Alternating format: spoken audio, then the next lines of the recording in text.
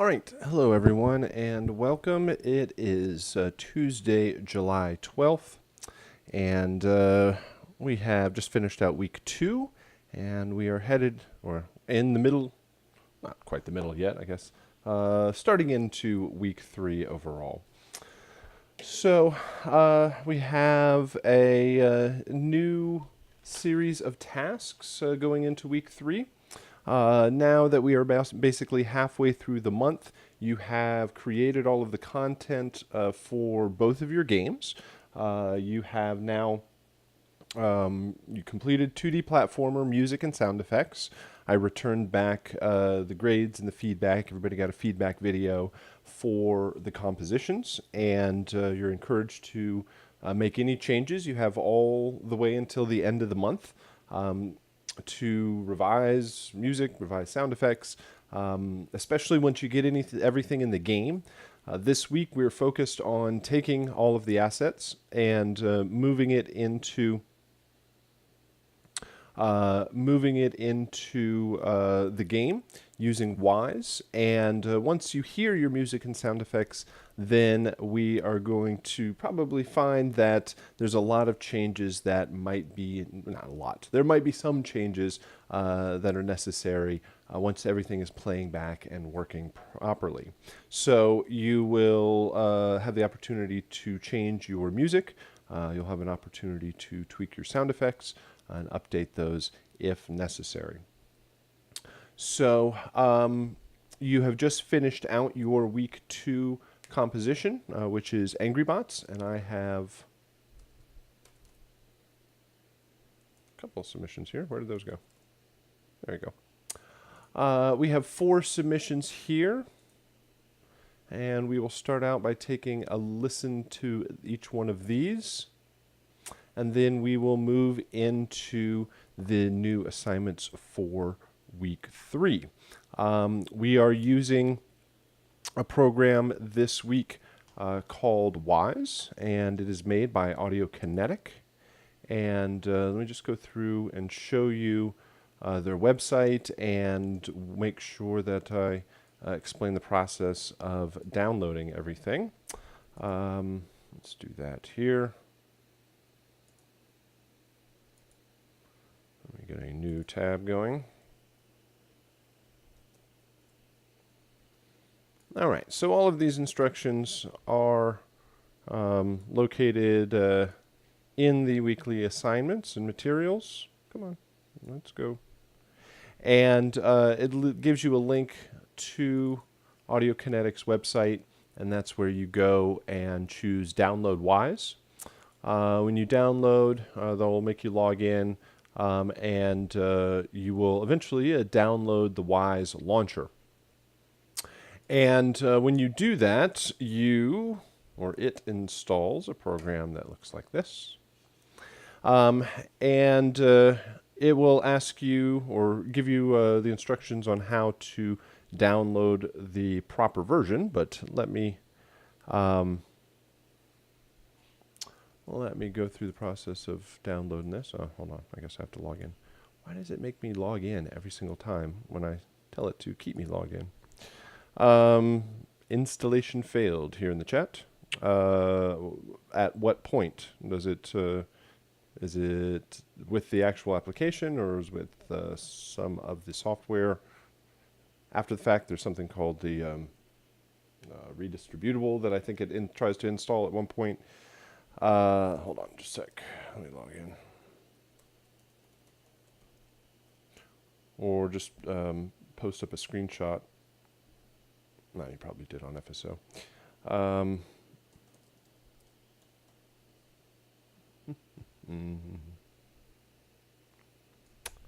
So when you install it, this is the Wise launcher, and you'll go to the Wise tab. And we are using this bottom version here. We're using the last version of 2016, 2016.2.6.153. It was saying here in the chat, it was saying that for the launcher download, then the messages I get for the application installation is a screenshot on FSO. Excellent. So yeah, you will download this version, and once it's installed, then you can hit launch, and it will launch the program for you, and you can then follow all of the assignment materials. But I want to make sure you install the correct version, this 2016 version. Up here, I just have another version installed because I like to check out all of their other stuff. But for the purposes of our assignment, you got to make sure that we are running on 2016.2.6.6153. All right, just wanted to go over that real quick. You want to make sure you get access to that program for our assignments this week as we take all of your music and all of your sound effects and put them in the game. All right. Why does that say that? So, as mentioned, we have for submissions to take a listen to here. Here in the chat, it also takes a while because it's about 3 gigs. Interesting. I haven't paid attention to the overall install side. I always thought it was much lower than that. Let's see. Maybe once it's installed, it might be different. Oops.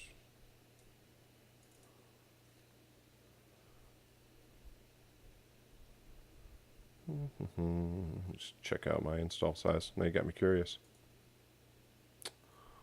Wise launcher. Okay. Computer's going to decide to be slow.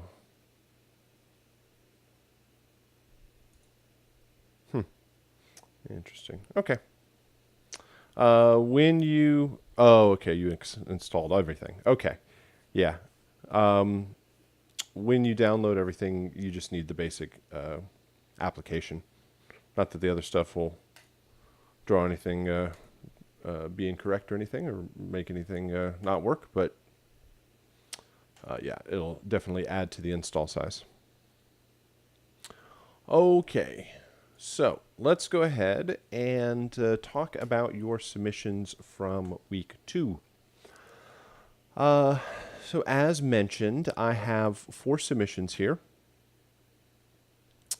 And in those 4 submissions, I'm going to start out by talking about the whole composition, what we're listening for, the things we're paying attention to, how the music is going to work, our overall kind of focus, and we're going to talk about the formatting of the files, the overall composition, how things work together. I'm going to be playing the part of what the video game does, where we have our 4 faders here. I have one track that has the ambient cue on it, one track that has the buzzer action, another one that has the mech action, and another one that has the spider action.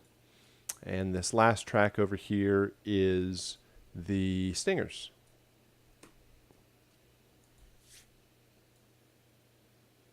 Come on, spider fader. There you go. And the last track here has your 3 stingers on it. Let's do, whoops.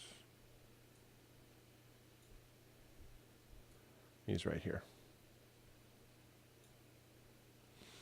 All right, so we're going to listen to these one by one. We'll probably listen to most of these with the ambient cue, and then I'll take the ambient cue in and out to listen to what each one of these cues sound like. And then at some point, I'm going to bring up all 4 of these faders, and we'll listen to it all together. We want to make sure that the sum of all 4 of these doesn't overload the output. A lot of times when multiple cues are playing at the same time, it might overload the mix. So ultimately, you are best served if the perfect mix that you want, if you leave all 4 faders at unity, that creates the perfect mix. You will mix your individual files. This is in your production session. You will mix the individual tracks so that all you have to do is bring up these 4 faders, and it creates the perfect version that you want. So that means that you should probably take all of the instruments that represent the ambient cue and bus them through one fader, one kind of group master, an ambient master that can control all of the volumes of the individual ones. Then take all of your buzzer action instruments and route them through one fader. All of your spider action instruments, route them through one group master, and all of your mech, and all send them through one group master. Leave those group masters at unity so that you know that that's exactly the untouched mix, and then mix your individual faders according to that. Then once you bounce that out, you know that, again, you're going to be best served if you can just bring all of your music into Wise and set all of your faders flat at unity and get the perfect mix. You do have the opportunity to tweak levels in Wise, especially music against sound effects. When you put the music and sound effects together in the game, you will probably realize that one of the two is too loud. Maybe your gunshot's too loud, maybe some of your lines of dialogue, or just the music overloads everything. Then you can make tweaks of your music versus your sound effects, and even individual groups of tracks in your music, ambient versus buzzer versus mech versus spider, and trim those. But the faders in Wise doesn't have the same sort of resolution, doesn't have the same sort of control that you would get in Logic. You're going to have better meters, you're going to have better control of the overall mix inside of Logic. So aim for that, at least initially, and then if you need to make some slight tweaks in Wise, that makes it all the better. All right, so let's start with the formatting of all of these files. It looks like everybody's tracks are starting at the same time, they're ending at the same time. That means they're going to loop together. That means they should be at the same tempo and the same time signature. Oh my goodness. Why is it drawing everything all crazy? Okay. The only one is these two regions are a different length than the ambient and buzzer. And actually, the ambient buzzer have gaps at the end, which actually matches the same length as this. So you want to make sure all of the bounces are the same. You want to make sure that the lengths of each one of these files are the same, because when they loop around, there's 2 different ways that these tracks could loop in a game. If regions are a different length, there's 2 different ways that the tracks might incorrectly loop.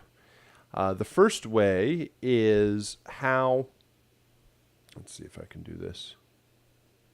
No, that's not going to work. Not that way. I can go this way. There we go.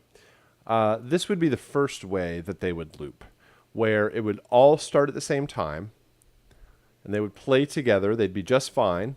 And then one of the files would end. Let's see if I can move my, right? So it would play through here, and then this one would end. And then eventually this one would end, and then these 2 would end. And then they'd all start over again and be back in sync, but one by one, they would end. So, and it would eventually, you would lose track by track as each one of them waits to loop. The other way this could loop is like this. Let's see if this works. Hello? Why aren't you giving me my loop indicator?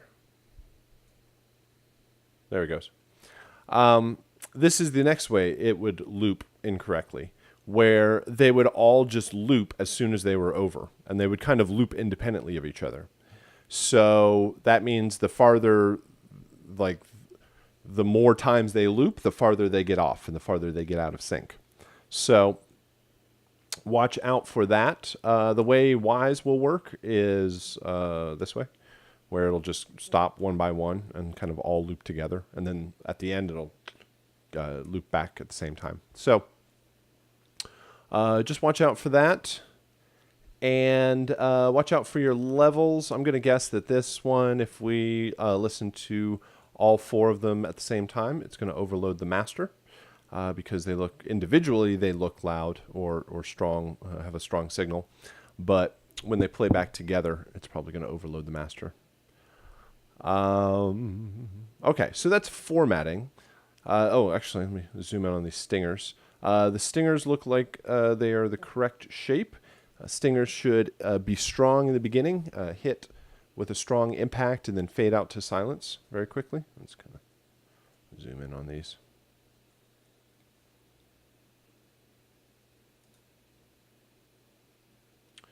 All right, so watch out for any ones that might get cut off by the end. Let's see what these look like they're the correct shape. These look like they're correct shape. You want to watch out for how loud they are. You want to make sure that they compete with the volume of the action cues. And those look like the correct shape. So again, yeah, they have a strong impact to distract and cause attention to be focused on them. And then they get out of the way to let the action music come in. All right, now, compositionally, the main thing we're listening for is a change in intensity. So your ambient cue, however loud and strong and the rhythmic the ambient cue may or may not be, ambient cue shouldn't just be a drone or just one thing. There are a couple of things that really never change. You can outline the chord progression. You can give a little bit of a pulse or a foreshadowing the rhythm that's going to come in the action cues. It can be drone, like have some sort of just pads and drones that are shifting and moving over time. It should have elements that are fading in and out and developing through the ambient. But no matter how much instrumentation, even if you have percussion in the ambient cue, when the action cues come in, they just need to be much louder, much stronger, much more intense, and represent the battle and represent the robot that they are connected to. So we need to definitely feel the intensity of the battle. We need to make sure, typically this comes with percussion.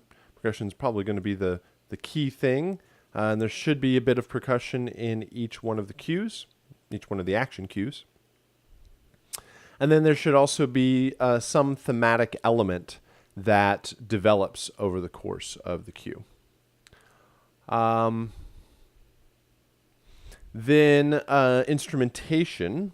We want to make sure that each one of these cues only contains instrumentation that is unique to that cue. You shouldn't double up any instrumentation. No exact same instrument playing the exact same thing in multiple cues, or else when the game plays them together, it's going to double that up or triple it or quadruple it. I've had in the past somebody just put the same hi-hat pattern across all 4 of the cues. And so when you play all 4 of them together, it's nothing but hi-hat. Or something else to watch out for is repeating the ambient cue in the action cues. The game will combine everything for you. So you don't need to repeat that instrumentation. Sometimes you'll hear the ambient cue has its own instrumentation, but then the buzzer cue has buzzer plus ambient. And then the spider cue builds up and it has spider plus buzzer plus ambient. And then the mech cue is actually all 4 of them together in one file. So don't bounce them together inside of your audio files. The game will do all that. All right. Yep. I think that is most of our focus. The formatting of it, the looping of it, making sure everything plays together. One of the biggest things that can cause issues is clashing notes. So making sure that the progression, all 4 of them follow a similar progression. All 4 of them have unique instrumentation and a strong kind of thematic lines that represents that bot. All right, so I think that's enough overview. Let's go ahead and start taking a listen to the first one here. I'll start with the ambient cue, then bring in the buzzer, then the spider, and then the mech. All right, let's give it a try. Let me know if you have any questions as we go along.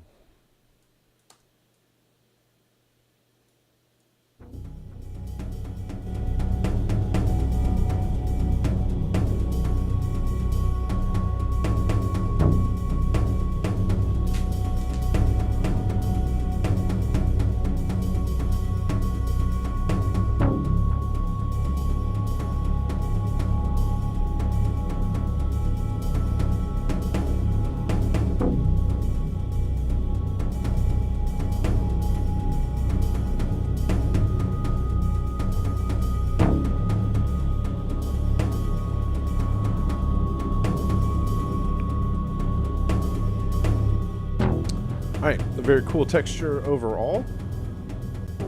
You got the pads, the low kind of arpeggiated, insistent bass, some percussion in there. Are there any like low percussion? Just I hear the kind of cymbals. Can definitely hear it outlining the progression that's coming. So it's a good foundation. Maybe could have kind of a line that weaves its way. There's a little bit of something in there. It's maybe a little too subtle. Maybe you could just have another kind of synth instrument, whether it's gated or rhythmic in some sort of way that kind of weaves its way in and out. But overall, texturally, it works very well. Let's go ahead and take a listen to the buzzer.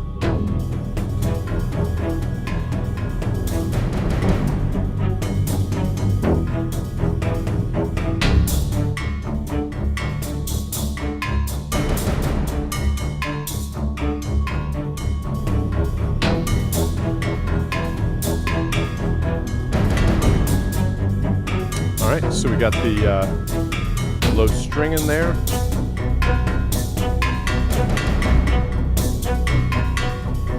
We've got some additional percussion, kind of like the metallic percussion, some low drums. Maybe a little bit more from the strings. They sound a little dry, and they kind of feel a little repetitive, like the same velocity. Very kind of a little robotic sounding as it goes around. And yeah, a couple of other layers, harmonic layers, or I don't even know if it's melodic, but some other tonal layers that are there to support that cello.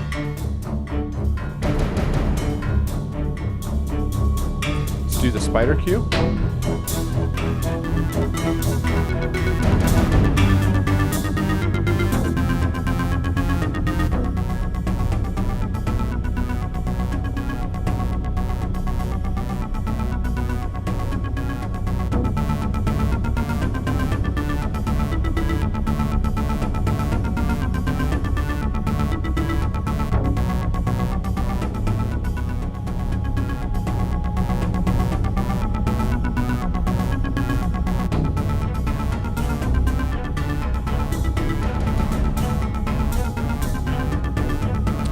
So there does feel like some dissonance between. Feels like there's a bit of dissonance between this line in the spider and the cello in the buzzer. Some of the pitches and the pattern of the spider clash against where the buzzer is sitting at that point.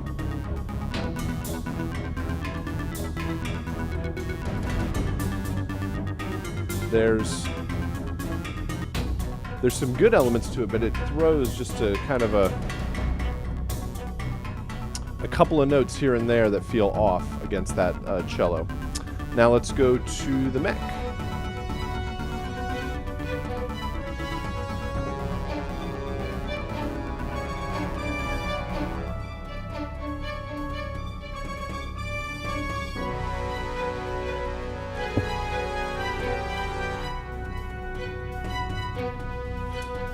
Something else I'm noticing is that the mix feels very centered. Everything feels right up and down the middle. The left and right mix, the left and right channels in the mix don't seem to be bouncing independently of each other. Even in the ambient and the mech, let's see if all of these are doing it. Feels like everything's straight up and down the middle and needs to be panned and kind of spread out.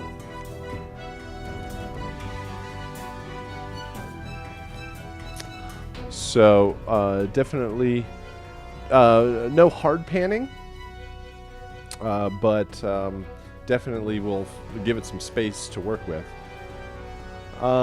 Here, the mech cue definitely needs percussion, especially when it gets into sections like this where it almost goes silence.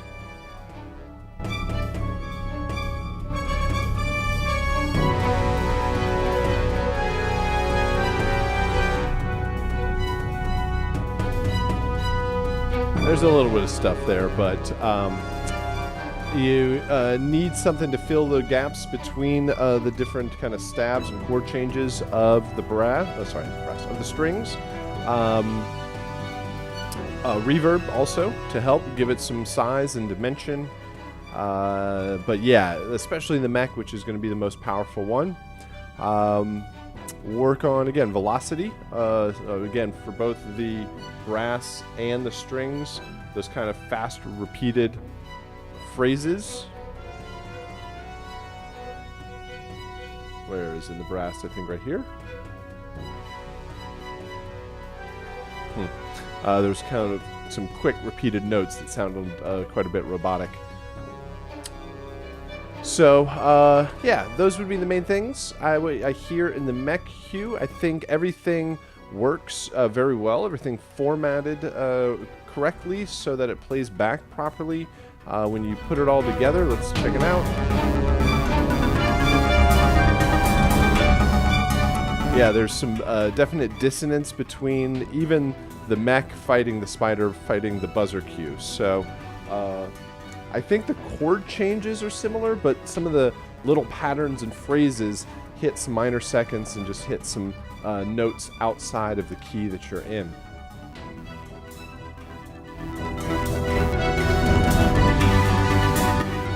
Even at this point, the percussion is mostly in the ambient and the buzzer, I think. Let me go back over to the spider cue.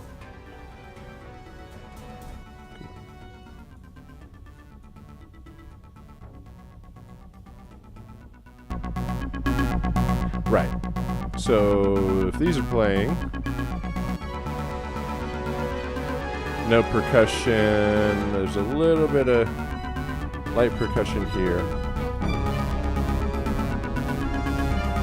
So it's really that buzzer that has most of the percussion in it. So something to consider.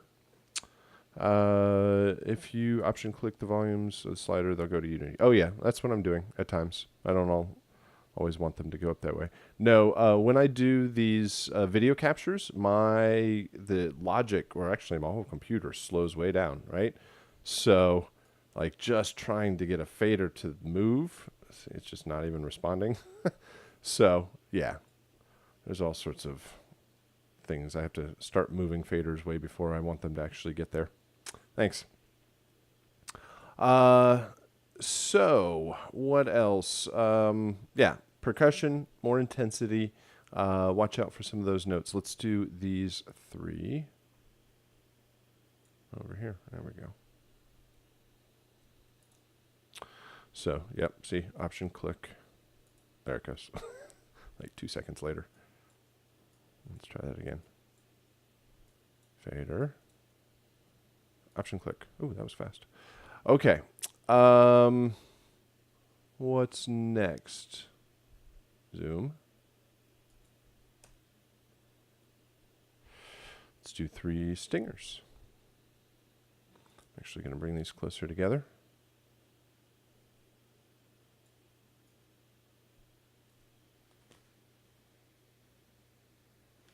I think I am. There it goes.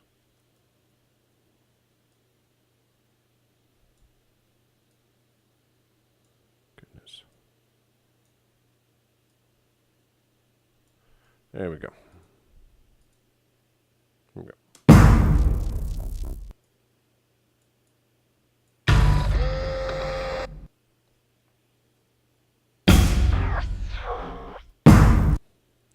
All right, so definitely reverb. Just kind of bury them in reverb. Leave all the power and the intensity of it, but the reverb will help give it a long tail. They do feel like they get cut off kind of suddenly at the end. Just kind of edits and... But all of them should work. They have a strong hit, and they have a cool little effect on top. So that would be the main thing that I would, to give it, again, some dimension overall. All right, very cool. Good thing to start with. Let's go ahead and reset everything here.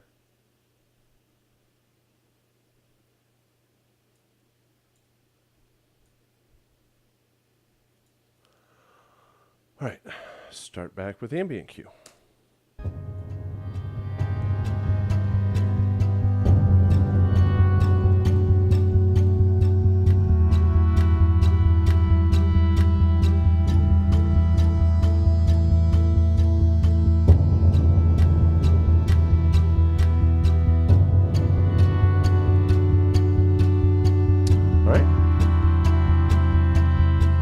Got a cool kind of intensity happening here. Oh. More percussion, more strings. Question will be having this intensity in the ambient cue and going up from there. It also looks like it's more intense in the second half. In the first half, we'll see how it loops.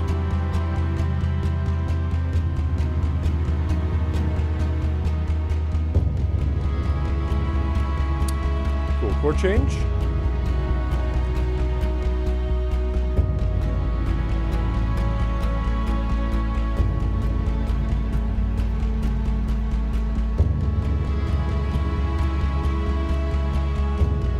Everything, okay, I've gotten more used to it, but it feels more calm overall.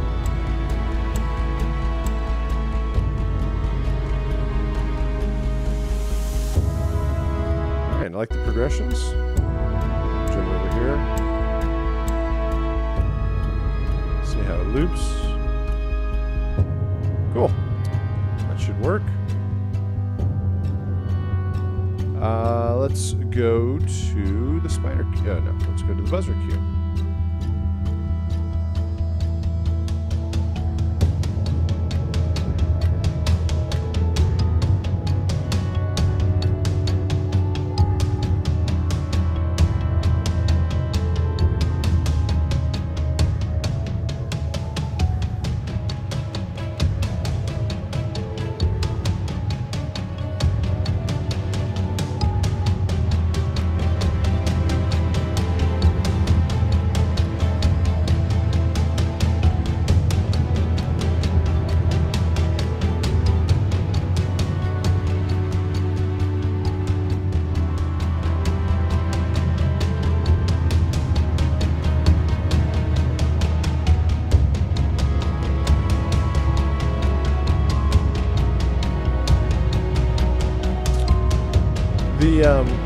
When I bring in the buzzer cue, the progression that's set forth in the ambient cue doesn't seem as well defined. And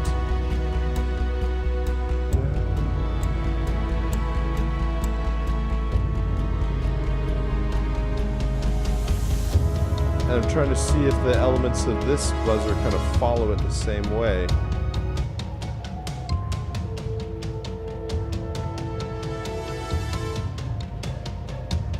Doesn't so it feels like the buzzer starts doing something a little separate from the ambient, and it might just be the overall vibe of it. The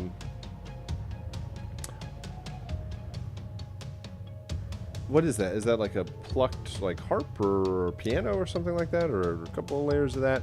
Sounds a little too kind of like music box versus kind of like creepy, music box versus like intense mechanical and kind of the robot techie vibe to it. I do like the percussion. I do like the intensity of everything. So just maybe have the buzzer follow the ambient a little bit more.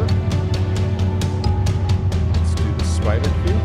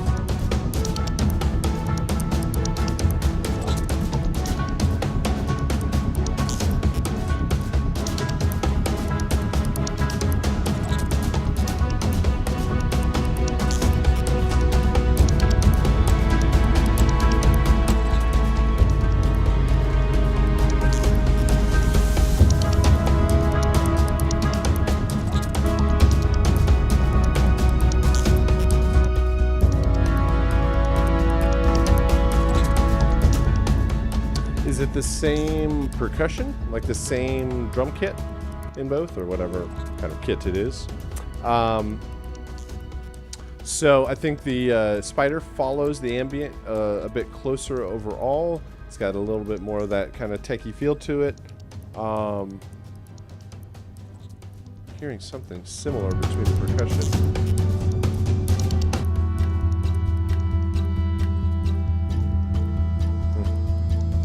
So, then we get the strong kind of snare through the spider cue.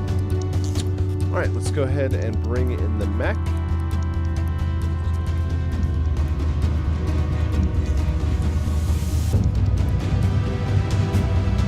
Good intensity there.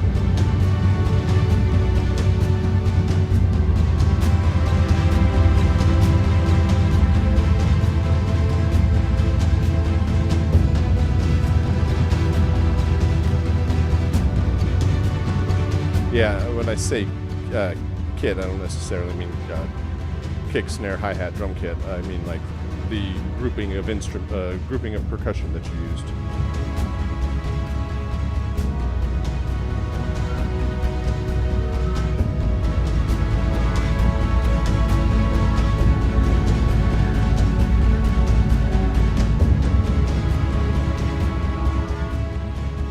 Did you use the same percussion in the ambient and the spider, or are they different overall?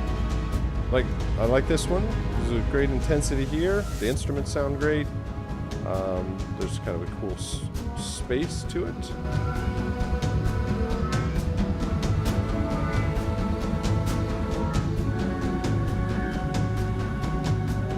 Like this one sounds much more unique compared to some of the other ones. So I think everything's working very well. One thing you're definitely going to watch out for is the overall level here. So let's see, I don't have to go all the way up to 0.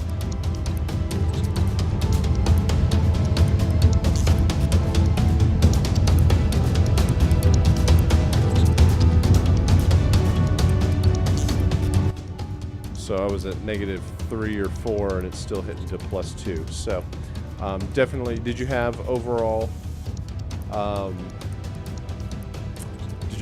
compression or limiting on the master, or maybe on the individual groups?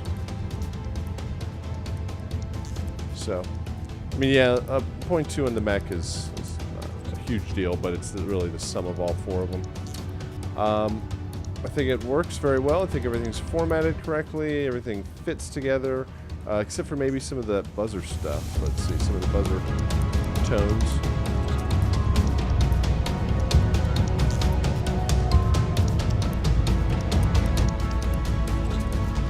Yeah, there's a much kind of better clarity in the progression without the buzzer in there. So you did well in taking intense percussion and making it fit across all 4 of them. The instrumentation sounds great. Everything loops together, so it's just some retooling of some of the inner workings of it. Let's go ahead and switch over to I like the unique instrumentation in the mech and the buzzer overall. Those worked out well. And we'll do these.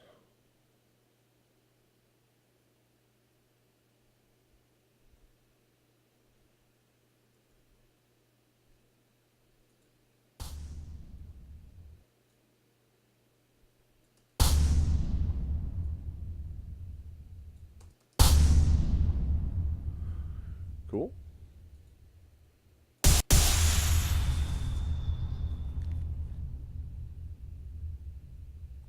Good long tail.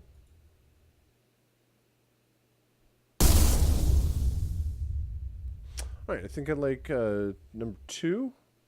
Works the best. Come on. Works the best overall. Because it feels like it has a little bit more character beyond just the impact. The stingers should have the low, strike, or impact, and then a little bit of modulation or movement on top of that. That one feels mostly like just the impact. Kind of like this one.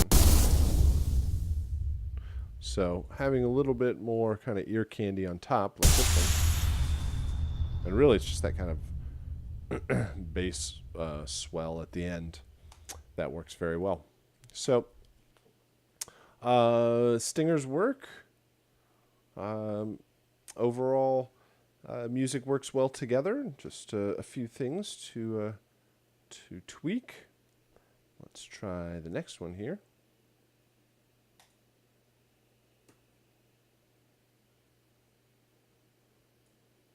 All right. Do the ambient cue.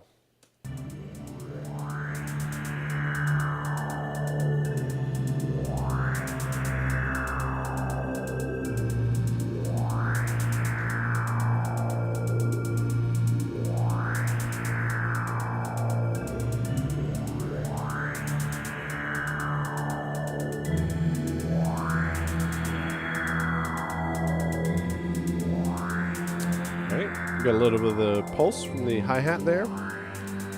Get a sense of what might be coming.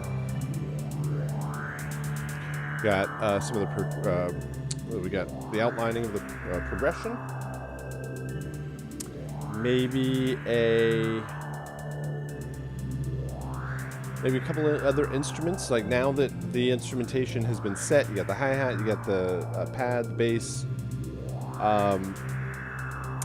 Once those now have been set, adding in another instrument layer or two that comes in, maybe 1/3 of the way through, or the first third and then last third,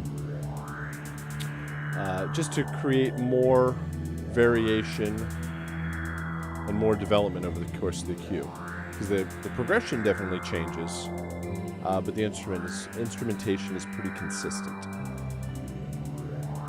Let's go with buzzer.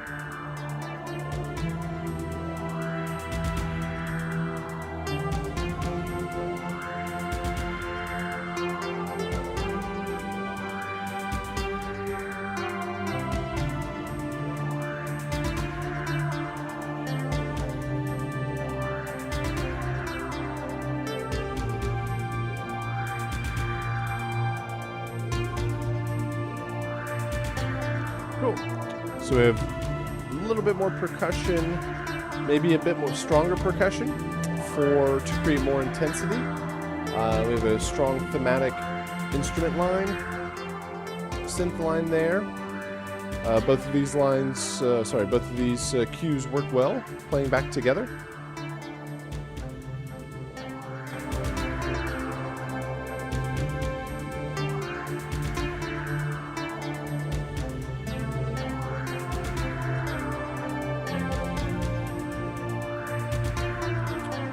Solid development of the melody.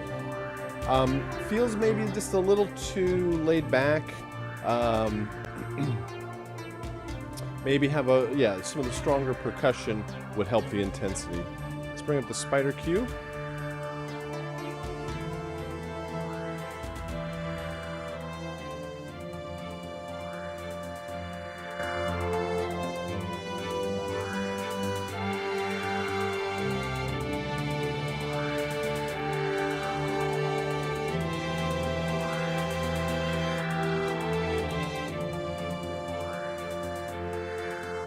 Yeah, percussion, definitely. Brass works well. A little bit maybe too heroic and anthemic versus action. And I don't know whether I'm going to win or lose. This almost sounds like I've already won. You definitely have the intensity down. You have the strength. You get the powerful instrumentation, a good progression that develops over the cue. And everything loops and works well together. So, and I think, it would really be percussion and something just kind of incessant, pounded along against these really strong, kind of floating. That's what I'm looking for. Kind of like a warrior going off into battle. To help the overall feel of that. Let's go to Mac. There we go. We get some intensity from some percussion there.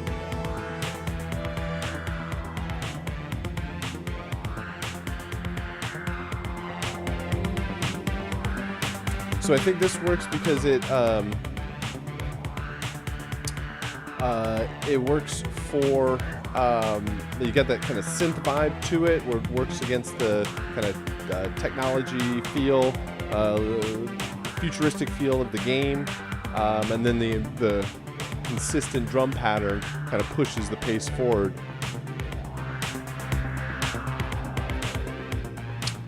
The big kind of theatric drums in the Contact's factory library. You can find them in some of the kind of orchestral kits, but that's more timpani and bass drum stuff. I mean, other libraries are certainly sources for that, but there aren't a whole bunch of them. Or you can go into, you guys I think get Drum Lab and take a lot of, just put a whole bunch of reverb on them and kind of boost up the bass, and you can often make some pretty big drums. All right. So I think the mech works well. I think the spider definitely needs percussion. I think the buzzer needs just a bit more percussion. Let's put them all together. All of the layers work well.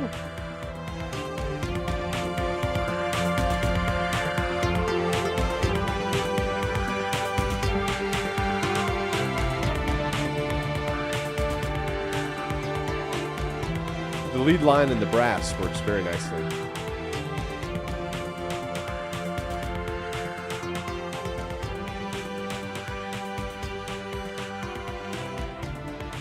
All right, so everything loops well together, everything plays back well together. I think trying to put a little bit more action into the buzzer and the spider would be the main focus. Maybe a little bit of change and development through that ambient cue.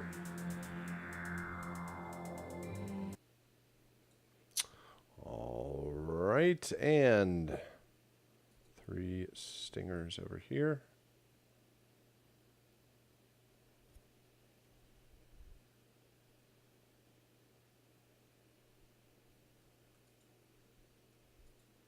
Actually, does Strezov sampling still have Thunder for free?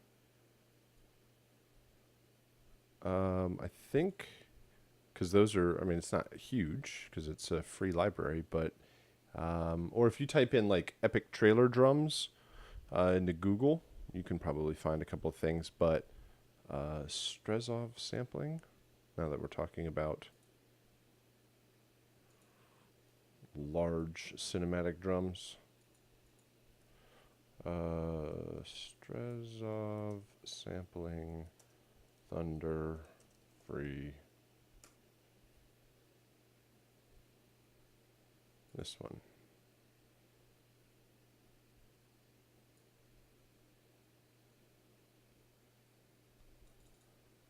€0.00, the best price. Copy.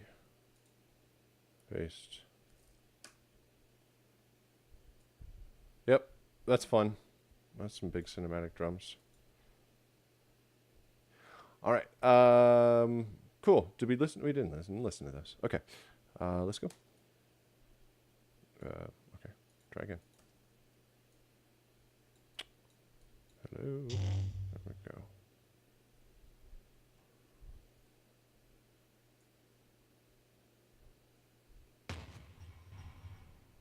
Let me try all that again. Okay.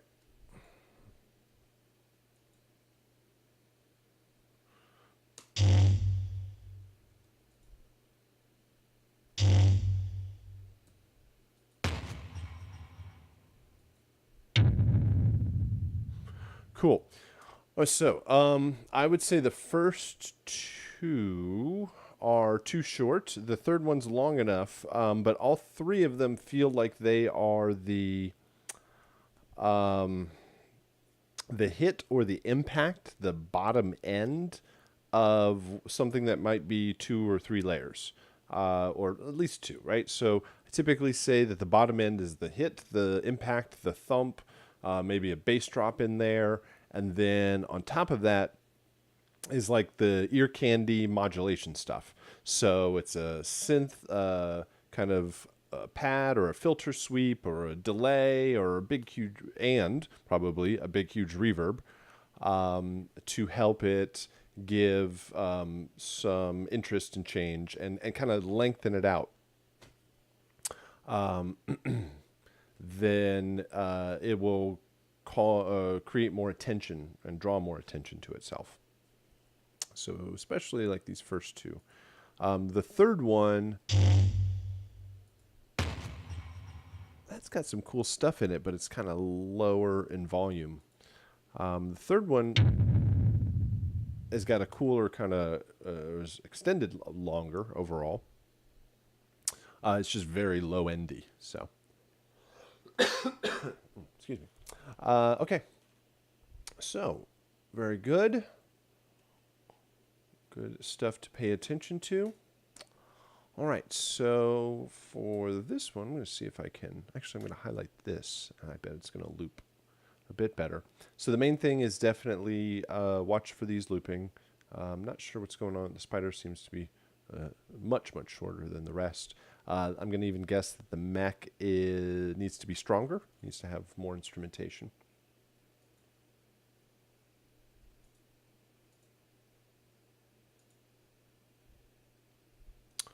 All right, here we go.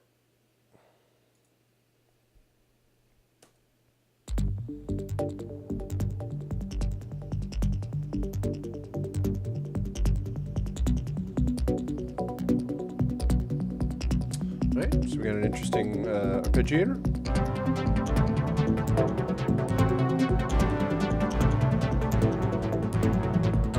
Added synths and pads.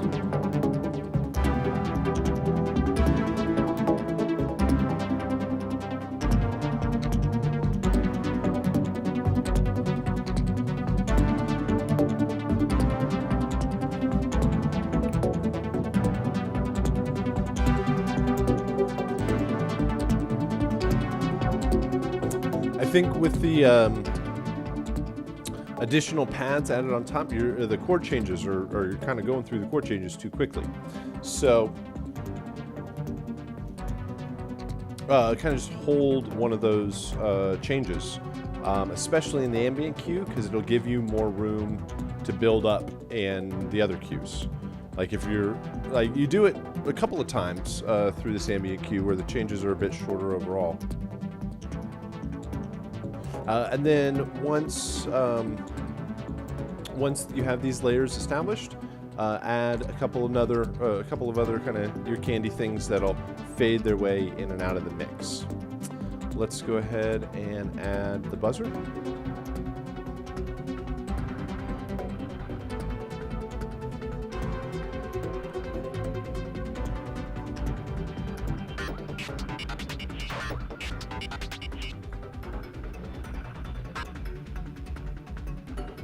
Right, so another kind of rhythmic pattern here.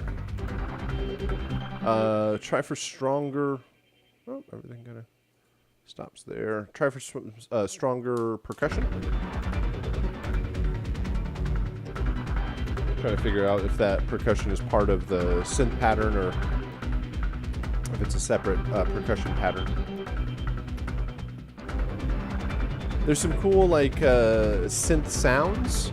The pacing of like all the arpeggiators and the patterns are moving at a good clip, so it really feels helps the intensity and helps the pacing of the game. A strong kind of kick and snare pattern. Let's see. I don't think. Let's see if the mech does that. All right. So, kind of a strong kick snare pattern. With the kick snares on 2 and 4 will help push things forward. Let's bring in that mech.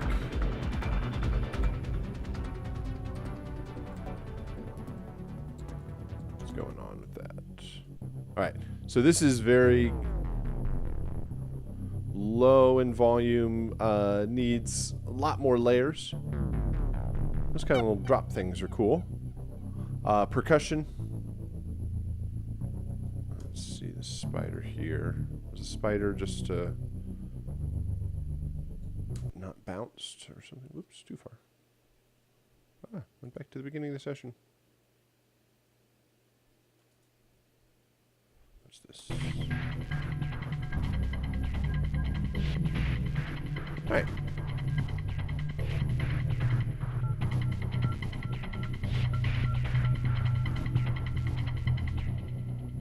Cool. All right, so there's another good pattern in there. Overall, definitely need percussion. Let me bring all of these in at the same time. We've got some rhythms created by the arpeggiators and synths. And there's a good intensity from the synths and the pacing of everything overall. And but a strong drum pattern from a couple of these cues will definitely help things out. The mech needs to be much stronger and much more intense. Overall, it kind of gets lost in the shuffle of everything. And then certainly watch bouncing everything and making it loop. All right, 3 stingers. Let's see, first one.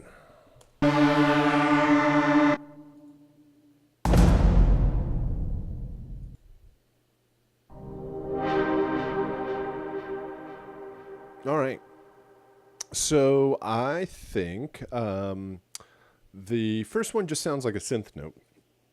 Needs a lot more kind of interesting stuff. The third one here has the delay at the end of it, which helps. I think the second one here feels like just kind of the low end impact, which works, and then this one feels like just kind of the high end ear candy stuff. That works. So it's almost like you need to do something like this. See how well. Oh my goodness, that didn't work. See how well these work together. Oh, come on. Just drag. No, don't resize it. Just drag the region and don't hide the other one. Oh, logic. Why did you name yourself that? Okay. Even taking off the front of this so that these line up.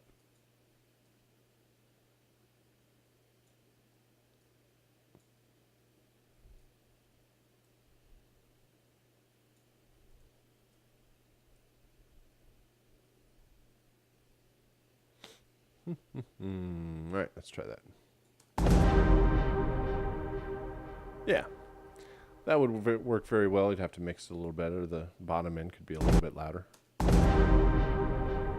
But that would work very, very well as a stinger with the low end hit and the impact and the interesting kind of delayed synth pad at the top. All right. So, things to consider. Everyone did a nice job. We got a good couple of things to listen to. Hopefully, it gives everybody a good idea of the overall approach to this style of composition and what we were focused on, and gives everybody a solid direction to head. There's certainly a reason why this is the second composition of the month, and this is a bit more challenging and a bit more of a puzzle to wrap your head around in getting everything set up, where you had multiple layers that required, each one of the layers requires unique instrumentation that then needs to play independently and be enough stuff on its own, but also layer together to work in combination. So nice work. If anybody has any questions, either about your compositions or here in the chat or watching the archive after the fact, please let me know. Right now, we're going to switch it over to the archive, discussing the new assignments for week 3, utilizing Wise to utilizing Wise to get your music and sound effects working in the game. So, if you have any questions, let me know. Thanks. The week 2 assignments into the new week 3 assignments. And I want to go over just a few of the aspects of how to set up your Wise session, how to use Wise, of course, and how to import your music and your sound effects and get them working in the game. There's a couple of things that will you want to make sure that you start from the very beginning to make sure that this is all going to work correctly for you. And the first one is to make sure that you have the proper version of Wise set up and installed. So for this month, we are using the Wise version 2016, and my version will load up here on this end in just a sec. Make sure you have the correct version of Wise installed. If not, you would go back to the Audio Kinetic webpage and install the correct version, which looks like this. Hold on just a sec. Come here. Come here, webpage.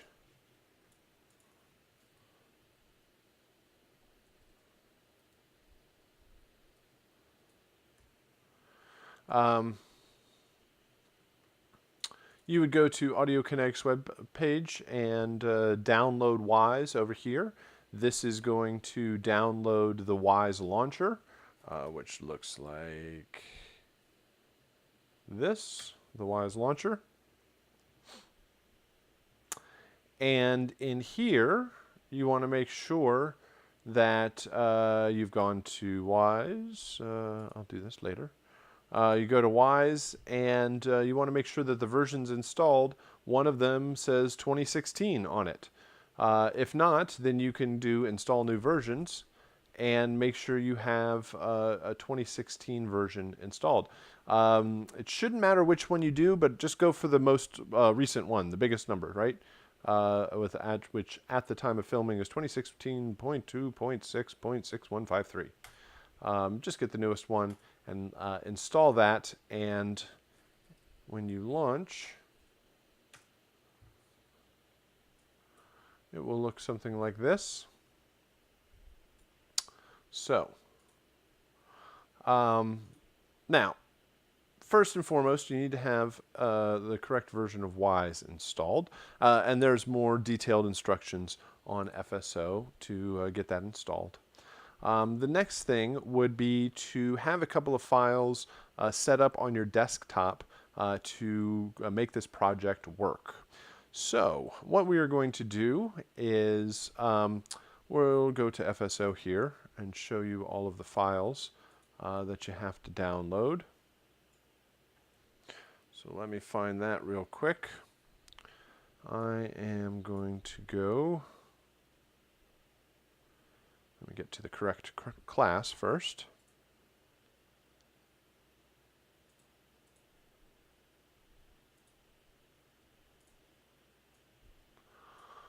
All right, so here we are in week 3.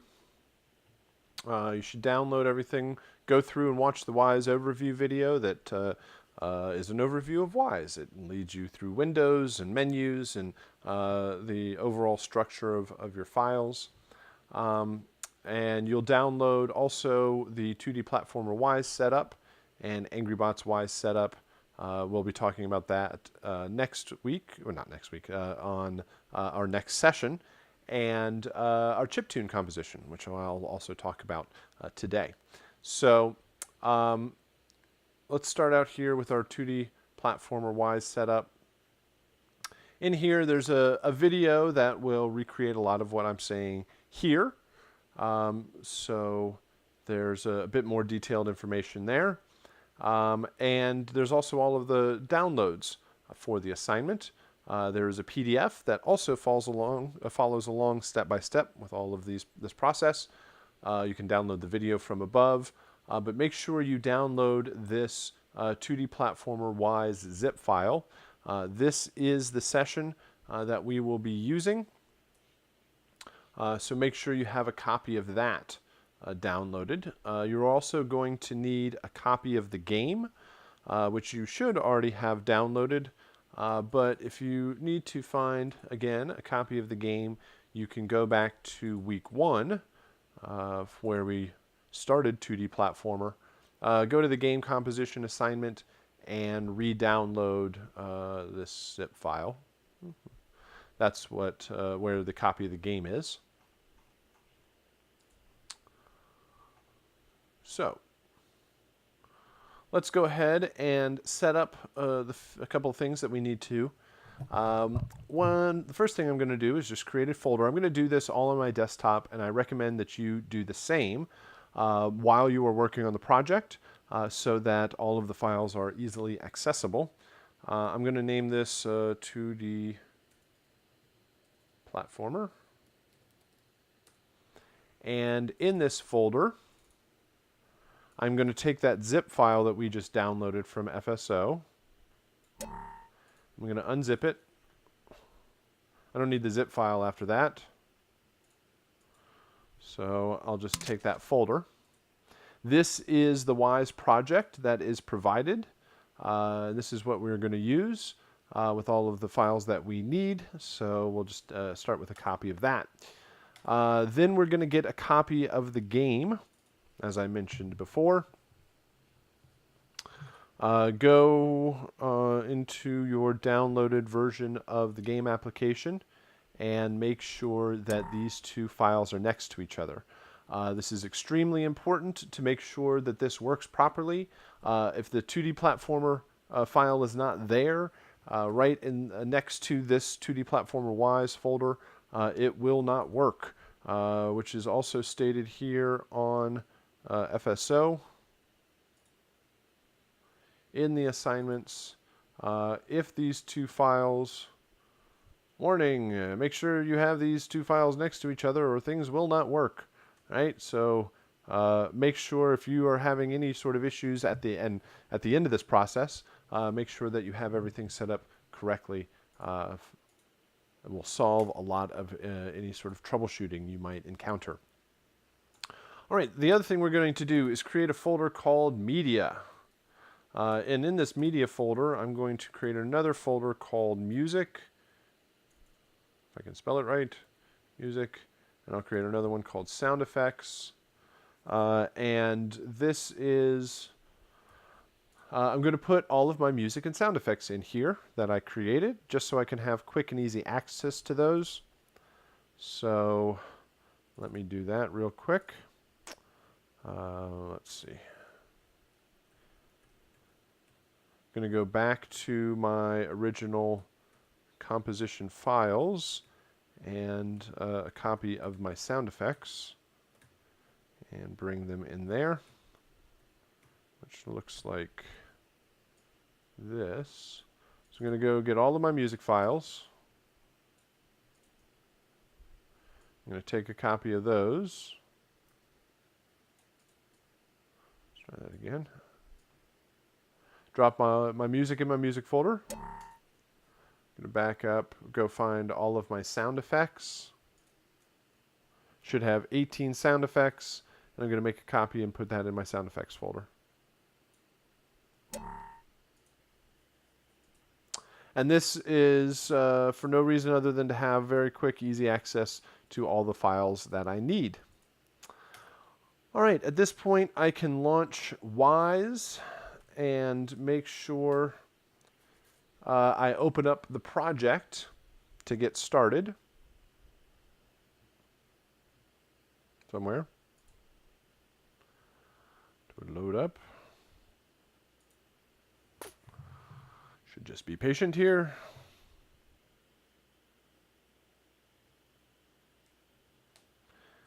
And we are going to navigate to the project that we need. You probably don't have this project right here. Your recent projects is probably blank. And we just need to hit Open Other and then navigate to that project, which is on your desktop. It's called 2D Platformer. You're going to go to 2D Platformer Wise. And then you're going to find this 2D Platformer Wise project, the wproj file. This is the session. Double click that, and Wise will load it up. It provides you with all of the setup that you need to get started on the project. So we are going to start out by working on the music. We're going to get that set up, and then we are also going to set up the sound effects. And I will kind of go through it at a quicker pace here. It is explained in a bit more detail in the other videos, but I do want to kind of show an overview of how this is going to work. All right, so we have different layouts that we'll be using. We'll mostly be alternating between the designer layout and the interactive music layout. And I'm also going to be spending time switching between the audio tab, the events tab, and the sound banks tab. So audio is where all of my audio is going to go. I'm going to import all of my WAV files here. I'm going to set them up and make them work appropriately for the game. Audio is added to events. And events are the messages that are sent from the game into Wise. The game has no idea about your music or your sound effects, has no idea about the audio. All it knows is that if it calls out these commands or these messages, that Wise will respond and play the correct audio file. So all we're going to have control over is when the music begins and when it ends. And this will create all of the interactivity that we need for our music. And then whenever we need a particular sound effect in the game just calls one of these events and it plays the corresponding sound. We'll have to set that up, but that is our overall approach with our events. So audio is attached to events, and both audio and events end up in sound banks. Sound banks are one of the final formats that is used by the game itself. When you are done with your session, you do not bounce a file like you do in a DAW. You create your entire composition and you bounce out the final version. Here in Wise, you are going to build the project. And when you build the project, it creates a couple of files that the game can use to actually play back while somebody is playing the game. When you go to sell and distribute your game, you do not want to have a whole bunch of loose WAV files sitting on the game disk that everybody can steal and change and have access to copyrighted material. So instead, these sound banks will encrypt the files. It will take all of your WAV files, all of the data that you put into Wise, and encrypt it in something. It's not really a zip file, but it can kind of sort of be thought of as a zip file, where it's a file that contains a whole bunch of other files that is encrypted and compressed, and also is set up to work on multiple different platforms. So Wise speaks the language of a Nintendo Switch or a PlayStation, a Sony PlayStation, or a Microsoft Xbox, or an iOS or an Android device. It speaks all of these different languages, and the sound bank converts all of the files and is the file that the game actually uses. So this is just a quick overview of the types of files we'll be interacting with. So I'm going to start out by creating the music system, setting up the music to work properly in the game. We have two events, when the music begins and when the music ends.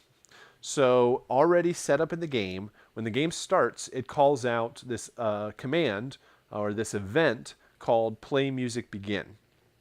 So when the game starts, this is what we want to do with your music. You have 3 intro files. The game is going to randomly choose one of them. It's going to play that file. Then when it's done, it's going to transition into the main loops. Then there are 3 main loops. It is going to randomly choose a main loop file and play it all the way through until it's done. Then it plays the next main loop file. Randomly chooses another one, plays all the way through that, and then it'll randomly choose another one, and keep doing that forever until the game is over. When the game is over, when you when you lose all of your health. The game is over when the character falls off the level, kind of falls into the sludge down below. When the game is over, musically, we want any music that was playing, we want that to stop. And then when it does, then we're going to play one of the 3 ending cues. Randomly choose an ending and play it. And then it will play it once, it'll stop, and then the whole game will start all over again. So that's a general setup of our music. We start out in the audio tab here, and we are going to drag our music to drag our music to this default work unit in the interactive music hierarchy. We have a master mixer hierarchy, we have an actor mixer hierarchy, we have an interactive music hierarchy. I think these are long, drawn-out ways of saying something pretty simple. The master mixer hierarchy is all of our buses. This is our master output bus. If we had a dialogue bus, a music bus, a sound effects bus, if we had different groups of sounds or instruments or music together, this will contain all of our buses to organize it. Actor mixer is all of the sound effects. When we set up all of our sound effects, we're going to drag the WAV files here. And we are going to set them up appropriately. The interactive music hierarchy is for the music. So basically we have buses, sound effects, and music. Each one of these has something called a default work unit. And we actually will not be using these default work units except for to basically organize our files. We are not, the basics of a default work unit allows multiple people to work on the same session at the same time or at different times. So you can, a default work unit is a unit of work. It's some files, it's some process that you want to do, and you are going to take that work, move it over to your computer, work in your session, and then bring it back into the main session. Since everybody is working on their own individual projects, we're really not using these to their full potential, and it's not necessary. But if you were working on a large team, it allows you to separate the work that's done by everybody and still bring it back together in a session that makes sense.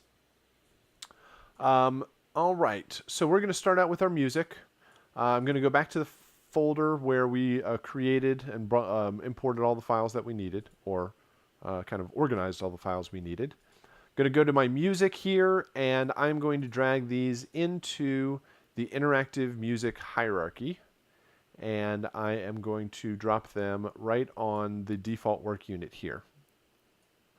So I dragged all of these files down here right on top of this default work unit. And this audio file importer window pops up. Right now, the default is perfectly fine, and we can hit import at this point. There's a lot of settings that you could set up here if you had specific uses for the files, but the defaults will work just fine. We can hit import. It's going to import all of our files. We now see our music endings, our intros, and our loops in Wise. And we need to set up a way for these files to play back together.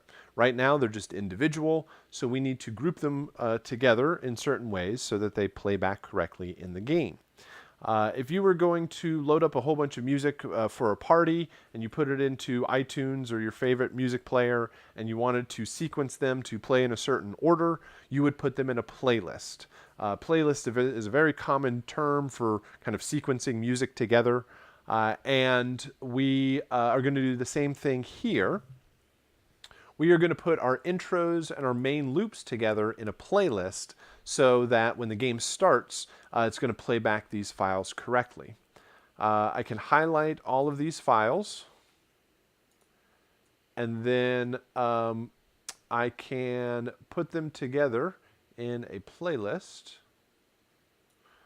Let's see here. Can I widen this out? Show me all the buttons. Let's see. There we go. Sorry. Before I highlight all of these, I'm going to click on the default work unit up here, and this button right here in the middle says Create New Playlist, Music Playlist Container. This is the icon that we're going to use to create that container. Everything in Wise is a container. Well, not everything, but containers contain other files. That's mainly the approach that they're going for with that terminology. But if we want to now highlight all of these intros and main loops, we can drag them into the playlist container. And we're going to rename this. I can either rename it over here. I can right-click and choose Rename. And I'm going to call this Music Playlist, no, Music, sorry, Begin _ Playlist. All right, so a playlist allows us to sequence our files together. We have these files set up. I'm going to create another playlist. I'm going to click back on my default work unit, and I'm going to click this icon for another playlist, and I'm going to call this Music End _ Playlist. I'm going to drag all of my endings here. And now, this kind of organizes them together, but it doesn't actually set up any sort of order or sequence for these playlists. And that is done in the interactive music layout. If I go to the Layouts menu, I choose Interactive Music, and it gives, the windows change a little bit, and I need to go down here. This portion is called the Music Playlist Editor. So if I click on Playlists, I can see the appropriate order of all the files. So I'm going to start out up here, Music Begin Playlist. It's empty right now, so I'm going to drag in all of these intro files one at a time. Unfortunately, you cannot select and highlight multiple files at the same time and drag them in. Just click on each one of them, drag it into the playlist. If you accidentally click off of the playlist, you'll see these waveforms. If somehow you get lost in here, you see these waveforms, always click back on the playlist. We'll get you back to the playlist editor. This is one of the more tedious and difficult aspects of making this work is just kind of navigating around. Make sure you always select back to the playlist, and you can have your 3 intros and your main loops playing here. All right. Now, this playlist says sequence continuous. That means it's going to play these in a sequence continuously. It's going to start at intro 1, and then it's going to play intro 2, then intro 3, then main loop 1, 2, and 3, which is not at all what we want to do. So let's start here.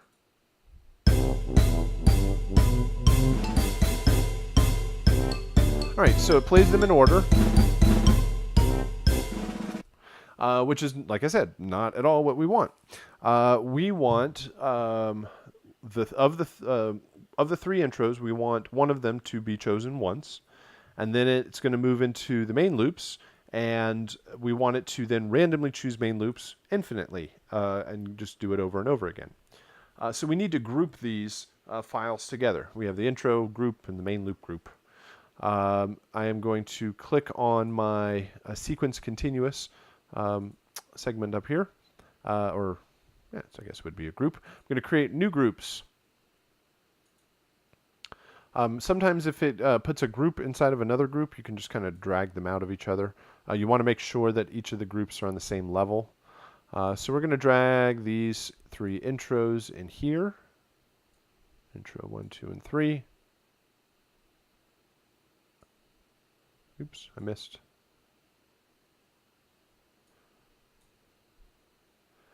All right, there's intro 1, 2, and 3. Then we're going to go main loop 1, 2, and 3.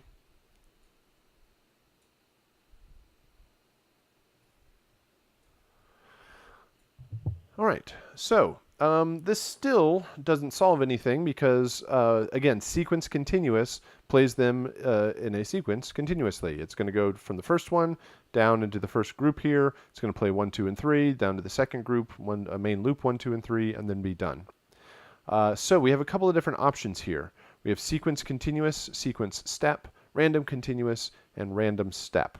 So we have sequence, the words sequence and random, and continuous and step. Sequence means it plays them in order. Random means it plays them in a random order. Continuous means that when the first one is done, it'll play the next one. Step means that you have to hit play each time, or you have to trigger the event each time for it to move forward. It will randomly set something up or play it in sequence, but it has to be poked each time to make it work. So in this case, the top layer needs to be sequence continuous because once it goes from this, we want it to go down to here. But when it goes into the intro group, we want it to randomly choose it, but we only want that to happen once. So we're going to choose that to random step. So it's going to randomly fire one of these off and play at one time, and then it's going to go down to the next one. This one we're also going to set to random step. So it's going to come down to this one, randomly choose one of them, and only play it one time, though, which is not what we want for the main loops because we want that to go on infinitely. So there's this other column over here called loop count. It says how many times do you want it to do that thing. And for the main loops, you want it to do it infinitely. If you hit the down arrow on this second main loop group, you can switch it to infinite, and it will play through this section. It will randomly choose one of them, fall out, but come back through this loop infinitely for as long as the game is being played.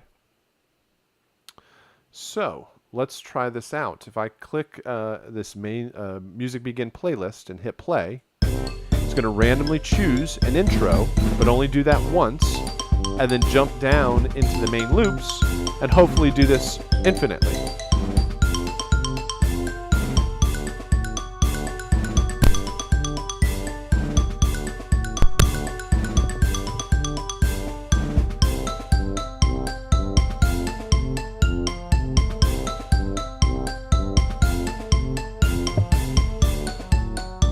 So it is switching, and it's doing exactly what we wanted it to. So random step will work for each one of your groups, and you want to set the music to be infinite. If it only plays one time and stops, we want to make sure that we want to set it to play infinitely. All right. So this is how this playlist should work. Let's go to our music end playlist. This is going to be really simple. We're just going to drag all three of our endings in here and set it to random step so that it just does this once. Randomly chooses an ending, plays it, and then it's over. The game will start over again, and all of the music will start again. All right, so this is how the audio is set up, but this doesn't set up the events.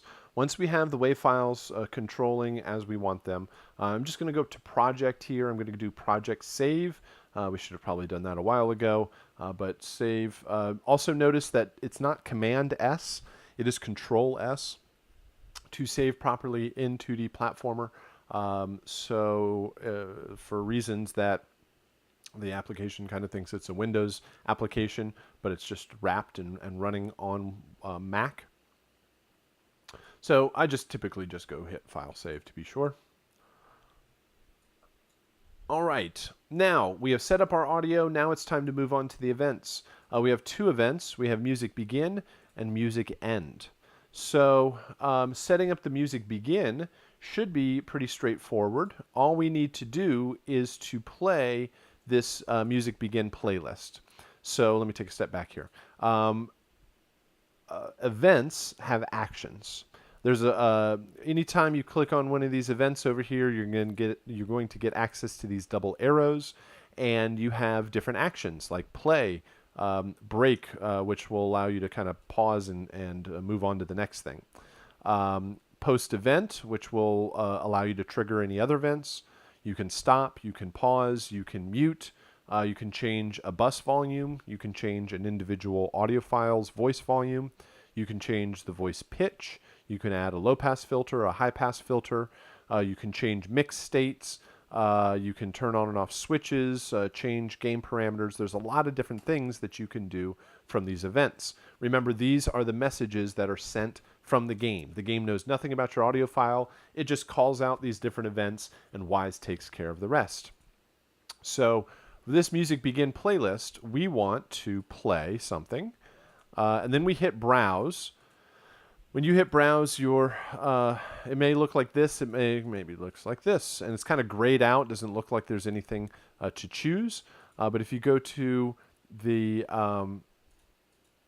let's see here, where is it hidden? What did I do here? You play, browse. I go to the actor mixer hierarchy, and the interactive music hierarchy. I'm in my music. And I want to play this music begin playlist. Once I hit OK, well, actually, you want to play the music begin playlist. You do not want to play any of the individual files, or it'll just play that one file. You set up all the interactivity in the playlist, so make sure you trigger that. At this point, if I hit play, it will play that event. Notice it says play music begin down here in the transport, so you know which event you're playing, and it starts playing that playlist. And it gets to the part where it randomizes, and it will do that infinitely. So next is the end playlist, the end event. The first thing we want to do is we want to stop the music begin playlist. Anything that was playing, no matter where you were, when the game is over, you're going to turn it off. So we have the play event. We also have a stop event. We want to stop just this one file. We don't want to stop everything. You could stop all of the audio in the game if you wanted to. Probably wouldn't be a very good idea right now. But we hit stop, and we want to stop that music begin playlist. That will cut off the previous music. Now we want to play. And we'll hit browse again, and we want to play the ending. Oops, let me try that again. Hit browse. We want to play the ending cue. All right, so when the game is over, it's going to call out play music end. That's going to stop the music that was playing and play just one of the random files in the end playlist. All right.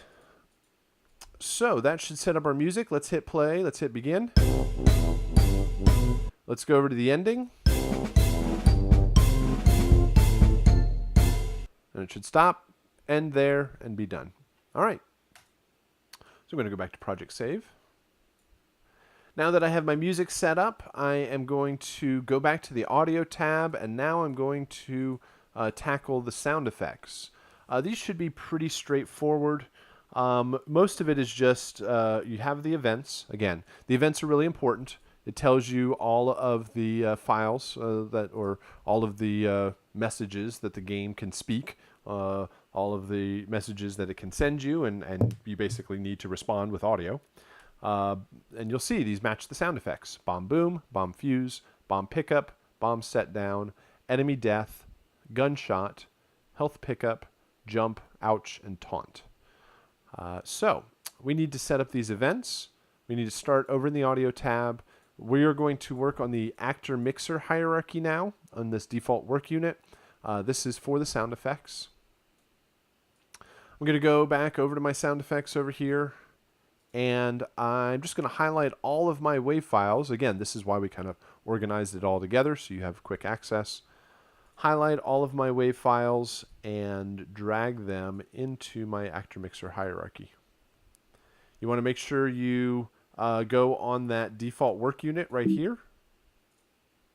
Make sure you drag onto that, and once you do, then you can see this audio file importer screen. Again, all of the files should be just fine, so we're going to hit import. I'll just go to Project Save. And now I have all of my WAV files. They'll start out blue. Blue audio files mean that they have not been converted yet into the format that is necessary for the game. This will happen when you build the sound bank. One of the things the sound bank does is compress all the files, convert them, change them into any formats that are necessary. But for the time being, it should work just fine that they are blue, but throws some people off when they see the different color there. So most of these are fine. If I just go ahead and play a sound, we hear the sounds being played. Bums away. So one thing we need to do are for these files that have multiple different versions: enemy death 1, 2, and 3, jump 1, 2, and 3, ouch 1, 2, and 3, and taunt 1, 2, and 3. We want them in a single event, or each one of them has their own kind of single event. We don't want the 3 files to be played at the same time, so we want to randomize them. So I'm going to click on this default work unit again, and up here, this icon that looks like all the little dots at the top, this is called a random container. And a random container allows you to randomize files. Anytime it asks, it's just going to randomly feed it a file. So we're going to create a couple of these, and I'm going to name them SFX enemy death. Probably don't need to capitalize everything. Then I'm going to create another one. Each time I'm going to click on the default work unit. I'm going to click this icon here to create another random container, and I'll just create a couple of them so I don't have to keep going back. All right, the next one,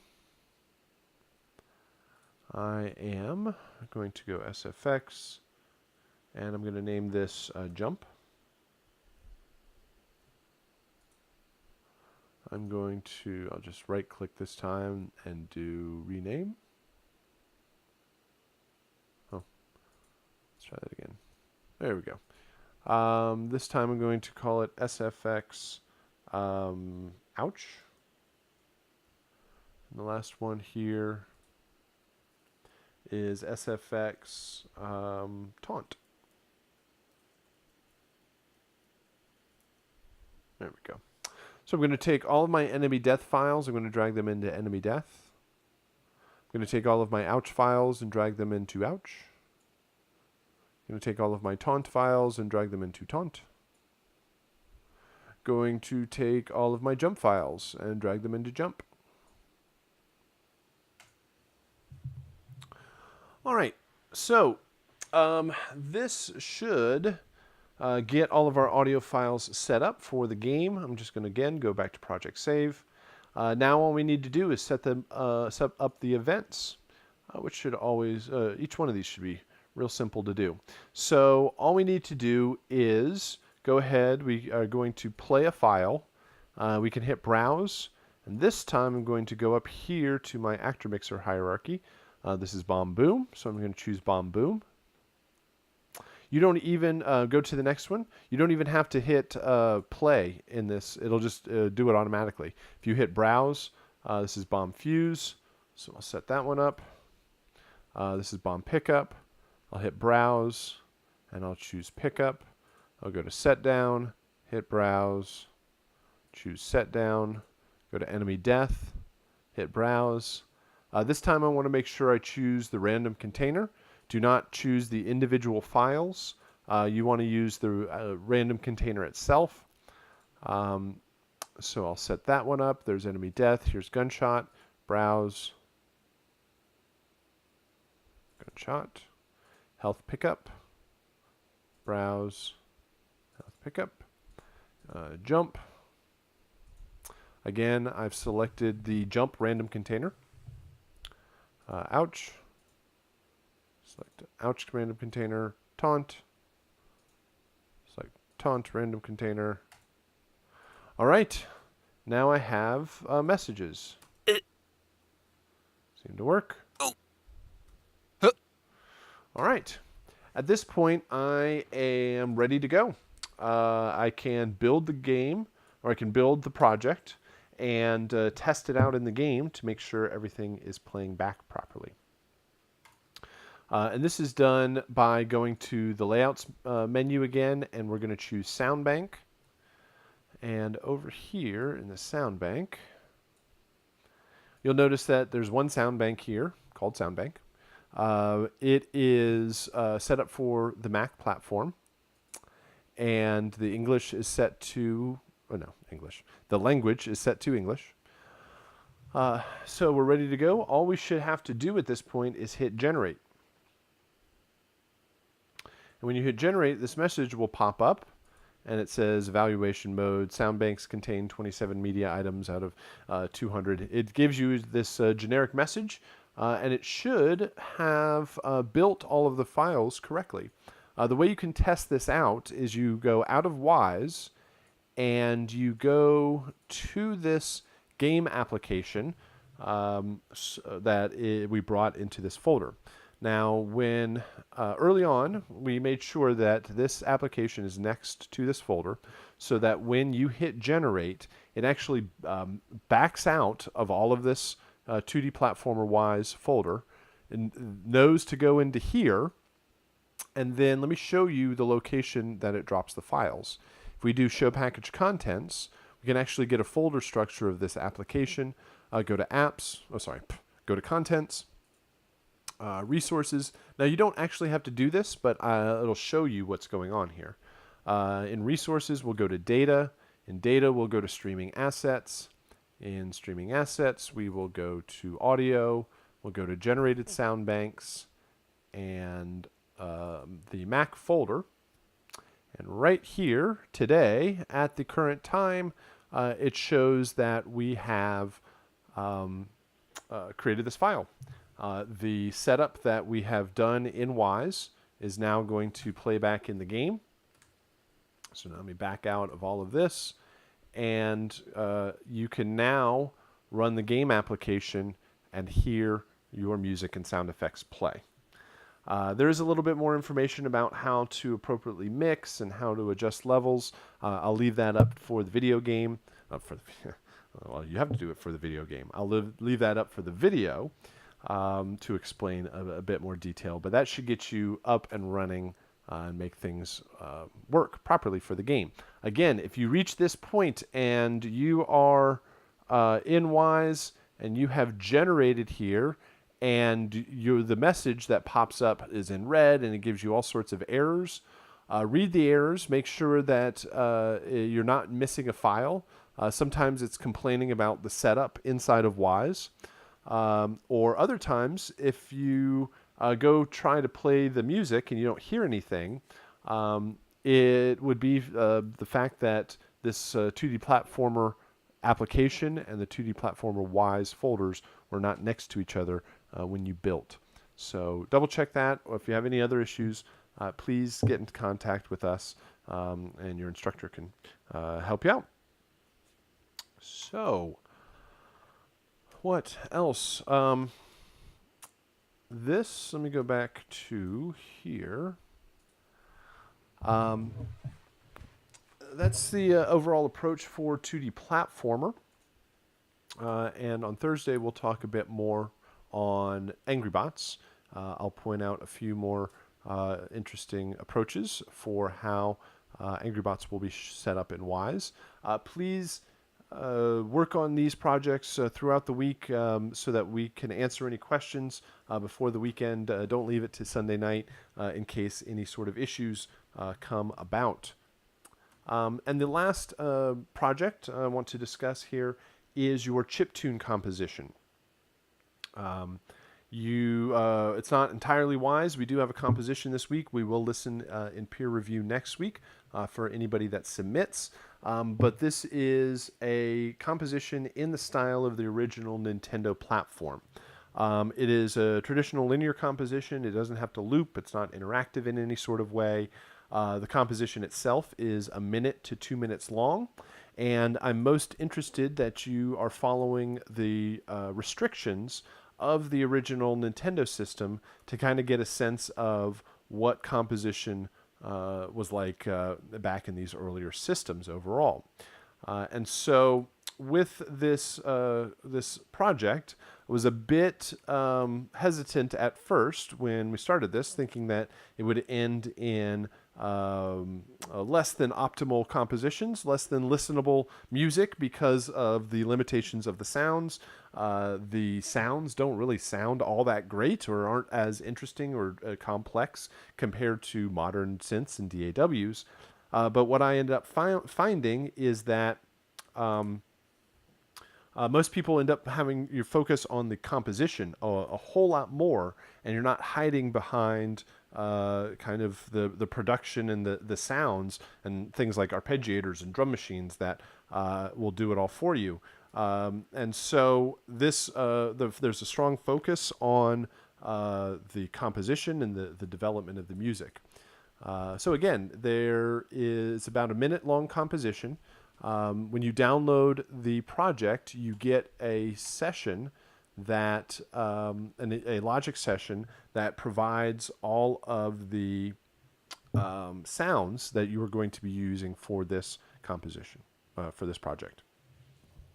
So some of the main restrictions are, number one, you have to use the sounds that are provided with the project. Those come in the form of EXS24 sound banks. If you click on any one of these tracks, they are all equipped with EXS24, and you have a couple of presets that were sampled directly from the original Nintendo and Famicom systems. And so these are very simple, straightforward effects. They're not all that wonderful sounding, but they are very musical, very melodic, and so you might spend more time at a faster pace or with staccato instrumentation so that you don't stick too long on holding a chord, so that there's a lot more movement and energy to the mix. So let's see here. Can I even get something going?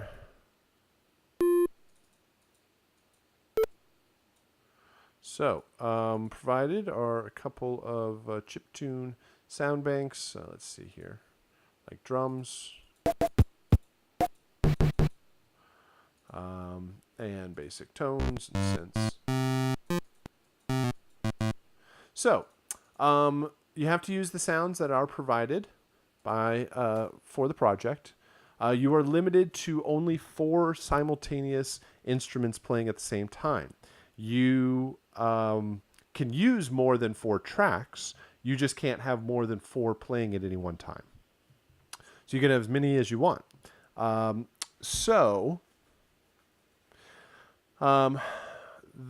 4. That means one of them has to be a drums, one of them has to be melody. You need drums and melody at some point in the composition.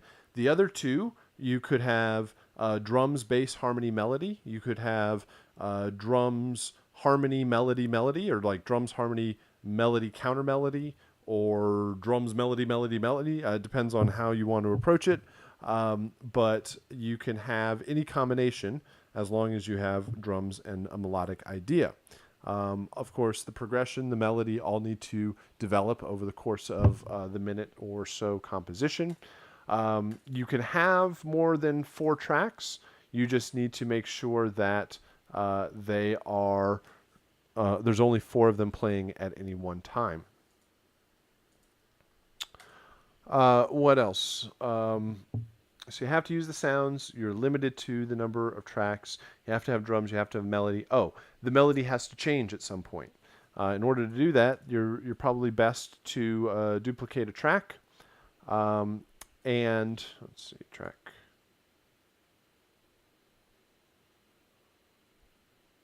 Well, let me just do it this way. I'm thinking too hard. So duplicate the track. And then use another sound for your lead melody, but only 4 of them playing at any one time.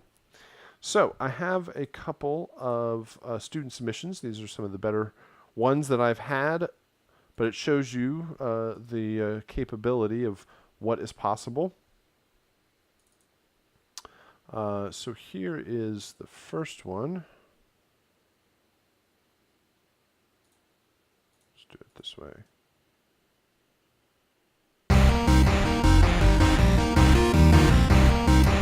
Hold on, I want to make sure I have a volume control. One moment. All right, so this one really shows why faster, more staccato movements and a faster pace overall works very well to maintain energy from the cues or maintain energy through the piece.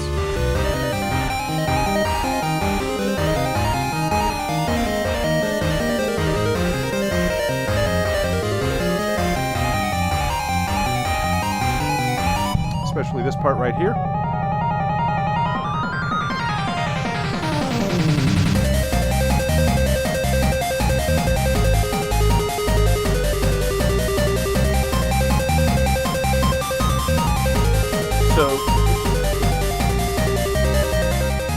So faster arpeggiated parts, like arpeggios moving through the chord changes, work well to outline and give a lot of material to pull from.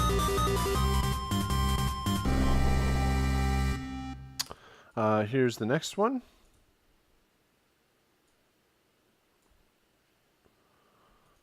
Let's see, let's try this.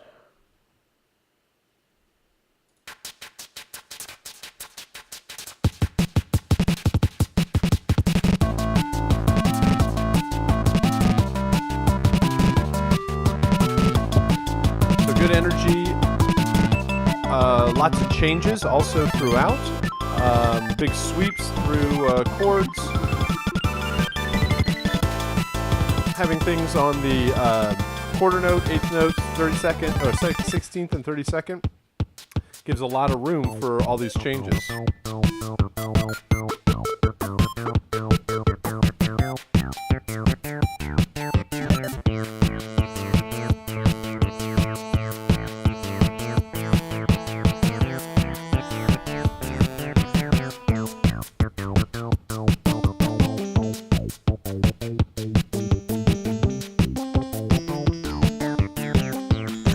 So, and each one of these is only 4 tracks playing at any one time.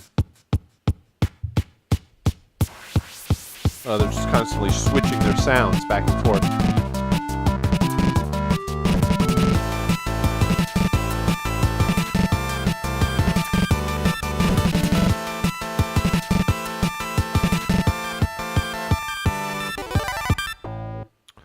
All right, and one more. And there's just a whole lot of movement in here.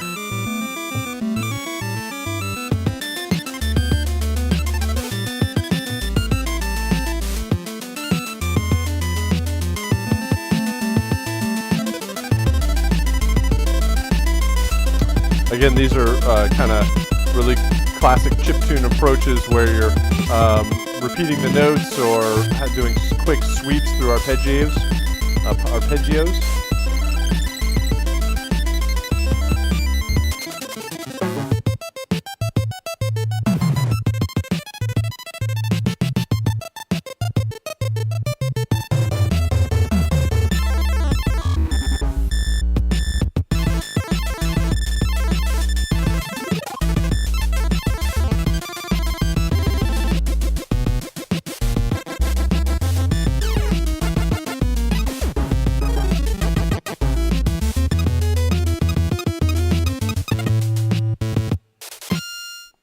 All right, so a lot of activity, a lot of great ideas through each one of those. Certainly those are the top end of the spectrum of the overall quality, but hopefully gives you some inspiration about where these might go. All right, so that is all of the different aspects we wanted to talk about. We wanted to go over the week 2 submissions.